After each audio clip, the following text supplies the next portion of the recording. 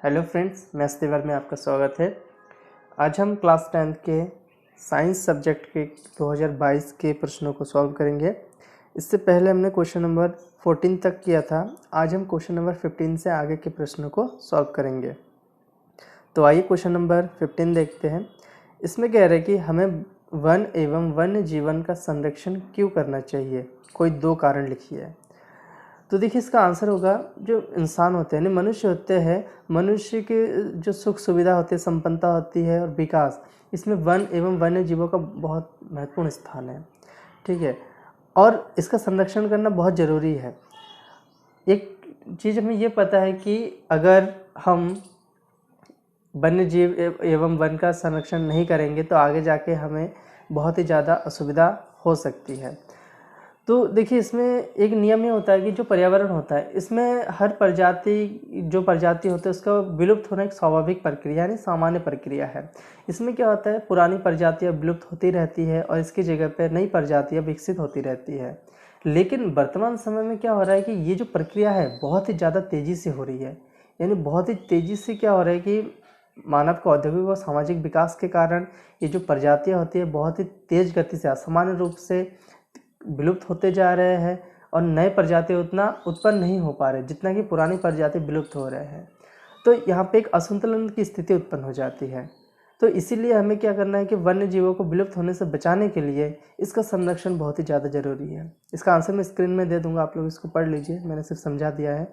ठीक है, और इसके संरक्षण के जो दो उद्देश्य या कह सकते हैं दो कारण, ये होता है कि वन्य जीवधारी और पादप पारितंत्र संतुलन को बनाए रखते हैं, इसलिए हमें इसका संरक्षण करना चाहिए।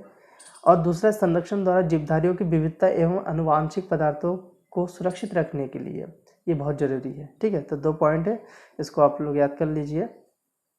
नेक्स्ट क्वेश्चन है क्वेश्चन नंबर 16। इसमें कह रहा है कि दो तत्वों x तथा y के परमाणु क्रमांक क्रमशः 12 तथा 17 है। तो का क्वेश्चन में पूछा गया है कि x तथा y की इलेक्ट्रॉनिक संरचना लिखिए। देखिए मैं आपको ये समझा देता हूँ। जैसे इसमें बोला गया है कि दो तत्व है, एक का परमाणु क्रमांक 12 है यानी x, जो x है इसको देखिए आप लोग, x का परमाणु क्रमांक 12 है और y का परमाणु क्रमांक 17 है। तो का क्वेश्चन में पूछा गया है कि इसका इलेक्ट्रॉनिक विन्यास ज्ञात कीजिए। तो देखिए x का जो इलेक्ट्रॉनिक विन्यास होगा 2 8 2 होगा। ठीक है, 12 है ना, तो 8 और 2 10 और 2 12।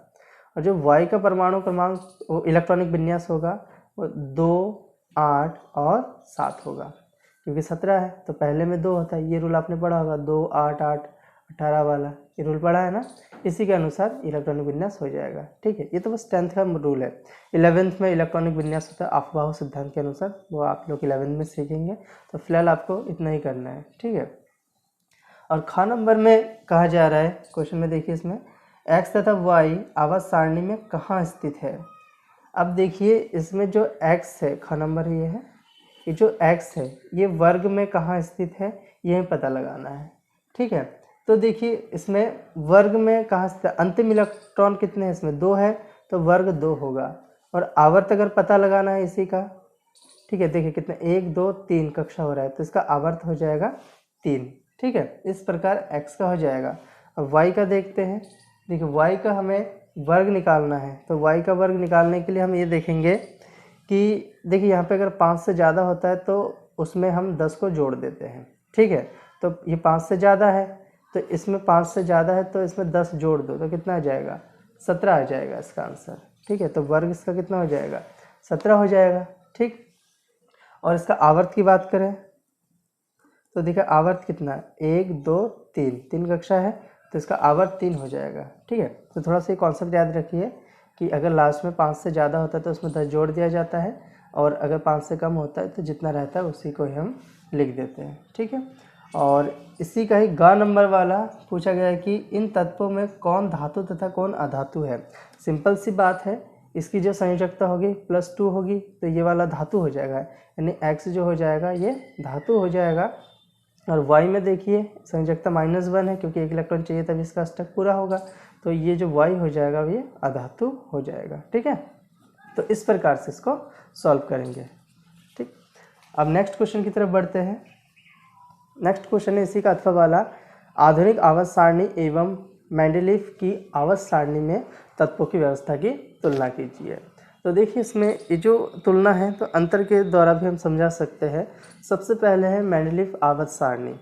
इसमें क्या होता है कि तत्वों को उसके परमाणु भारों के बढ़ते क्रम में व्यवस्थित किया जाता है, और आधुनिक आवर्त सारणी में तत्वों को परमाणु क्रमांकों के बढ़ते क्रम में व्यवस्थित किया जाता है। और दूसरा पॉइंट है मेंडलीफ की आवर्त सारणी में, इसमें 9 ऊर्ध्वाधर स्तंभ है जिन्हें वर्ग कहते हैं, और आधुनिक आवर्त सारणी में इसमें 18 ऊर्ध्वाधर स्तंभ है जिन्हें वर्ग कहते हैं। नेक्स्ट इसमें तीसरा पॉइंट है, इसमें संक्रमण तत्वों को वर्ग 8 में रखा गया है, और आधुनिक आवर्त सारणी में संक्रमण तत्वों को दीर्घ आवर्तों के मध्य में स्थित किया गया है। ठीक है, तुलना है ये। ठीक है, तो ये तुलना इस प्रकार से हम इसको करेंगे। नेक्स्ट क्वेश्चन है, सहसंयोजी आवन से आप क्या समझते हैं? मीथेन की इलेक्ट्रॉन बिंदु संरचना बताइए। ठीक है, तो देखिए जो सहसंयोजी बंध होते हैं, दो परमाणु के मध्य एक इलेक्ट्रॉन युग्म की साझेदारी से बने आबंध को सहसंयोजी बंध कहते हैं। अब इसमें मीथेन की इलेक्ट्रॉनिक विन्यास बतानी है, तो आइए इसको हम सॉल्व करके बताते हैं कि मीथेन का कैसे बनेगा। ठीक है, देखिए मीथेन का बनाने के लिए हमें इसका इलेक्ट्रॉनिक विन्यास याद होना चाहिए। इलेक्ट्रॉनिक विन्यास में परमाणु जो सूत्र होता है, ठीक है, ये वाला CH4 होता है। तो देखिए यहाँ पे कार्बन 6 होता है, इसका 2 और 4 इलेक्ट्रॉनिक विन्यास हो जाएगा, और हाइड्रोजन का 1 होता है। तो यहाँ पे इसको देखते हैं। देखिए यहाँ पे कार्बन लिखेंगे और 4 हाइड्रोजन 4 तरफ, 1 2 3 4। ठीक है, अब देखिए कार्बन के बाहर कितने 4 है, तो हम 1 2 3 4 लगा देंगे। इसके बाद हाइड्रोजन है, हाइड्रोजन में भी क्या है 1 है, तो इसको क्रॉस से दिखाते 1, इधर भी 1, इधर भी 1 और इधर भी 1, यह हाइड्रोजन का हो गया। अब देखिए हाइड्रोजन को अपनी पहली कक्षा पूरा करने के लिए कितने इलेक्ट्रॉन चाहिए? देखिए 2 8 8 वाला रूल बताया था ना अभी, तो पहली कक्षा में 2 इलेक्ट्रॉन होता है पूरा, तो इसके पास 1 है और 1 चाहिए तो 2 हो जाएगा। तो ये वाला हाइड्रोजन कार्बन से ले लेगा 1, ये वाला हाइड्रोजन इस कार्बन से एक ले लेगा इलेक्ट्रॉन, ये वाला इस कार्बन से और ये वाला इस कार्बन से। अब देखिए यहाँ पे हाइड्रोजन का पूरा हो चुका है, 2 2 है सबके पास। अब कार्बन की बात करते, देखिए कार्बन के पास 4 है, इसको 8 होने के लिए और 4 चाहिए, तो ये क्या करेगा? देखो 1 2 3 4 हाइड्रोजन, 4 हाइड्रोजन से 4 इलेक्ट्रॉन ले लेगा ऐसे करके। ठीक है, तो देखिए अब ये कार्बन का अपने पास 4 था और 4 हाइड्रोजन से ले लिया, 8 हो गया ना इसमें। अब देखिए इलेक्ट्रॉन की साझेदारी को देखिए, इसमें एक एक इलेक्ट्रॉन की साझेदारी हुई है, तो इसके बीच एक बॉन्ड, इसमें भी एक एक इलेक्ट्रॉन की साझेदारी हुई है, एक बॉन्ड, इसमें भी इलेक्ट्रॉनों की साझेदारी हुई है, एक बॉन्ड, इसमें भी एक एक इलेक्ट्रॉन की साझेदारी हुई है, इसलिए एक बॉन्ड। तो ये इसका आंसर हो जाएगा। ठीक है, इस प्रकार से आप लोग कीजिए, बहुत ईजी है। ठीक है, ज़्यादा टफ नहीं है, इस प्रकार से आप बना के कर दीजिए, इसका आंसर हो जाएगा। अब नेक्स्ट क्वेश्चन देखते हैं। इसमें ख नंबर, आयनिक यौगिकों का गलनांक उच्च क्यों होता है? देखिए तो इसका आंसर होगा, आयनिक यौगिक जो होते हैं इसके आयनों के मध्य अंतरा आयनिक आकर्षण बल बहुत ही ज़्यादा होता है।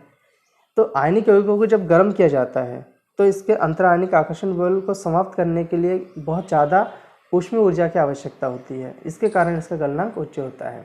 ठीक है, नेक्स्ट क्वेश्चन है क्वेश्चन नंबर 18, एक ऐसी धातु का उदाहरण दीजिए जो कमरे के ताप पर, सर एक अधातु, देखिए क्वेश्चन को ध्यान से देखिए, एक ऐसी अधातु का उदाहरण दीजिए जो कमरे के ताप पर द्रव अवस्था में पाई जाती है। ब्रोमीन, अधातु बोलेगा तो ब्रोमीन, अगर धातु बोलते हैं तो पारा। ठीक है, इतना ध्यान रखिएगा आप लोग।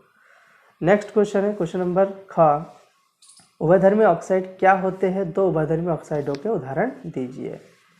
तो उभयधर्मी जो ऑक्साइड होते हैं ये धातु ऑक्साइड होते हैं जो अम्ल तथा क्षारक दोनों से अभिक्रिया कर लवण तथा जल प्रदान करते हैं। ठीक है, यानी धातु ऑक्साइड जो अम्ल तथा क्षारक से दोनों से अभिक्रिया करके लवण तथा जल प्रदान करते हैं, यही उभयधर्मी ऑक्साइड कहलाते हैं। दो उभयधर्मी ऑक्साइड के नाम होंगे, एक तो एल्युमिनियम ऑक्साइड है यानी Al2O3 और दूसरा जिंक ऑक्साइड ZnO। तो ये दो प्रकार के जो ऑक्साइड है ये उभयधर्मी ऑक्साइड कहलाते हैं। ठीक है, ये चाहे तो अभिक्रिया ना भी करो कोई बात नहीं, लेकिन इसके दो उदाहरण पूछा है तो उदाहरण जो नीचे वाली लाइन है ना इसको आप लोग लिख दीजिए, हो जाएगा इसका आंसर। नेक्स्ट क्वेश्चन है क्वेश्चन नंबर 19, अलैंगिक जनन की अपेक्षा लैंगिक जनन के क्या लाभ है समझाइए। तो देखिए इसमें अलैंगिक जनन की अपेक्षा लैंगिक जनन के बहुत सारे लाभ हो सकते हैं। पहला पॉइंट तो इसमें होगा कि लैंगिक जनन में आनुवांशिक विभिन्नताओं के कारण संतानों के लक्षणों में भिन्नता उत्पन्न होती है।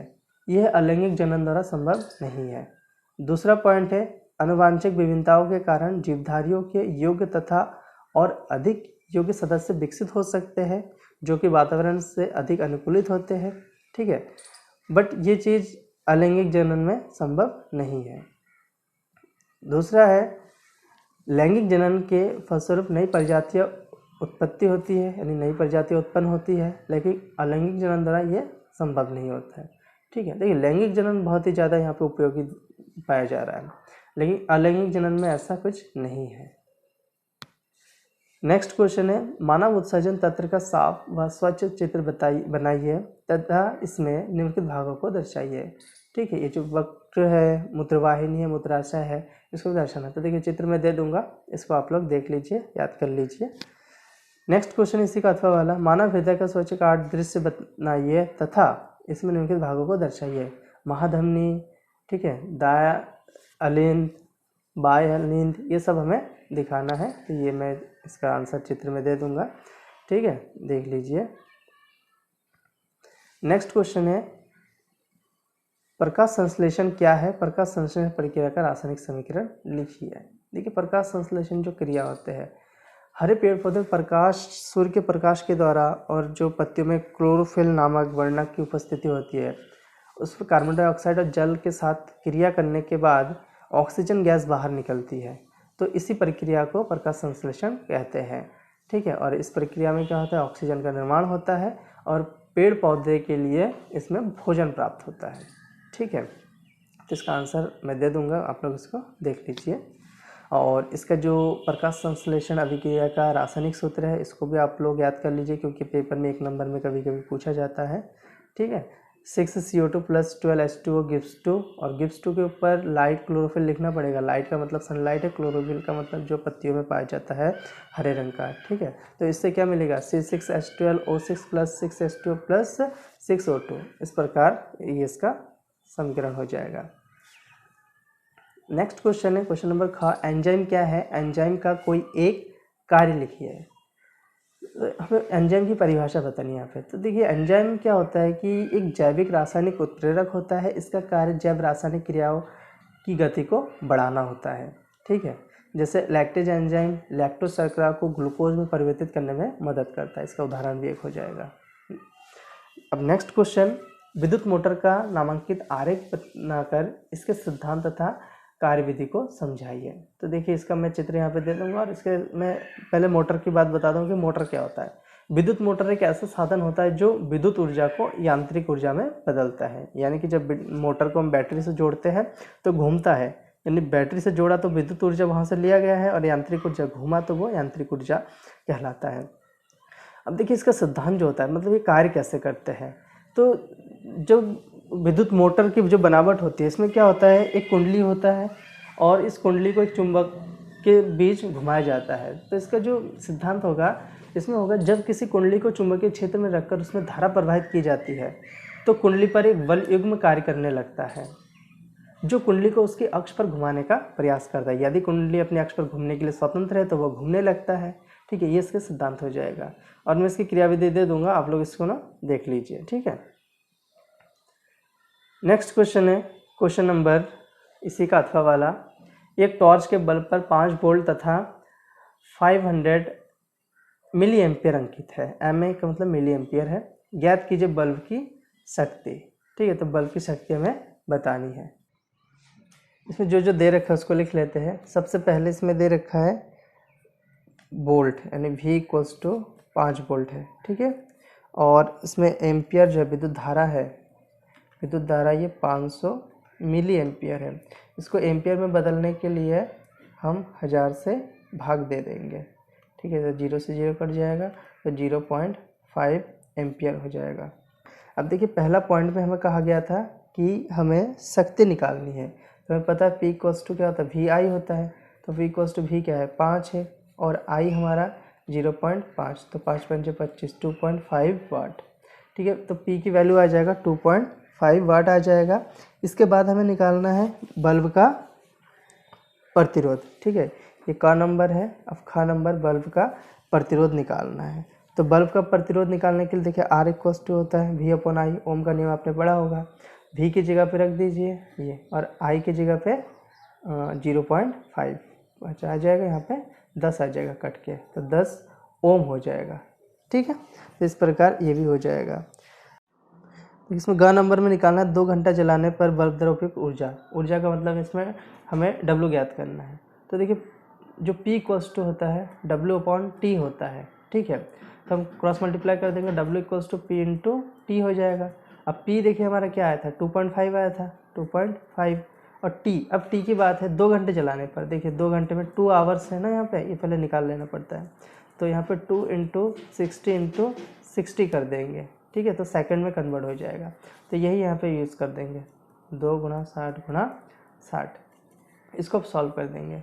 देखिए 6 36, यहाँ पे 2.5 आ जाएगा, 6 36, 36 दूनी 72 के बाद ये 00 आ जाएगा। अब इसका गुणा कर देंगे इसके साथ, तो यहाँ पे आ जाएगा हमारा 18,000, ठीक है, जूल आ जाएगा, ठीक। इसको अगर किलो जूल में कन्वर्ट करना चाहते हैं तो 1000 से भाग दे दीजिए, यहाँ पे किलो जूल भी आ जाएगा, ठीक है। तो इस प्रकार से इसका सॉल्यूशन हो जाएगा।